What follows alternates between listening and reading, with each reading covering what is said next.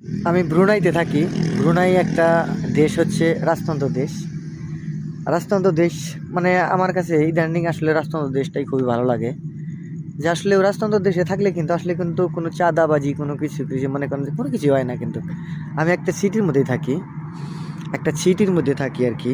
যে সিটিটা মানে এত সুন্দর সাজানো সাজানো, রাত 11টা বাজে, রাত 11টা বাজে, এখন আমি ঘুরতেছি, কোনো কিছু নাই। আর আমার মনে হয় না আমার নিজের দেশ আমি এরকমভাবে ঘুরতে পারবো। আমার নিজের দেশ আমি এরকমভাবে রাত 10টায় সিটির মধ্যে এরকম রাত 11টার এই সময় এরকমভাবে ঘুরতে পারবো। তো আলহামদুলিল্লাহ আর কি, ব্রুনাইতে থাকি আমি, খুবই ভালো লাগে আর কি। ব্রুনাইটা আমার কাছে এখন, আগে ভালো লাগতো না আর কি, কিন্তু এখন বর্তমান খুবই ভালো লাগে আর কি। যে একটা রাজার দেশ, মানে পুরানে হাফেজ সে দেশটা আর কি পরিচালনা করে, খুবই ভালো লাগে। তারপরেও এই মসজিদটা আসছে না, এই মসজিদটা হলো পৃথিবীর মধ্যে 10টা মসজিদের মধ্যে একটা মসজিদ এই মসজিদটা।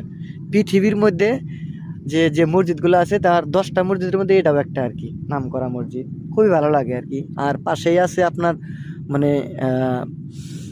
স্টেডিয়াম আর কি। এখানেই মনে করেন যে রাজকীয় সব কিছু পালন করা হয়, এই স্বাধীনতা দিবস সমস্ত কিছু আর কি এখানে পালন করা হয়। খুবই ভালো লাগে আর কি। এখন আমার কাছে মনে হয় আসলে মানে রাজতন্ত্রটাই ভালো। মানে মানে কের মতো দেশ চালাইতে পারবো না, বা এই যে 5 বছর ওয়াইফ এরকমভাবে দেশ সাজানোর চেয়ে বা সে চালানো করার চেয়ে একজন দিয়ে চালানো ভালো। তারপরেও সে সব কিছুই নিজের পরিবারের মতো ভালো ভালো একটা মানুষ থাকলে, ভালো একটা মানুষ হলে, যেমন এই ব্রুনাইয়ের সরকার আসলে আসলে হলো মানে কোরআনে হাফেজ, একটা কোরআনের হাফেজের দেশ।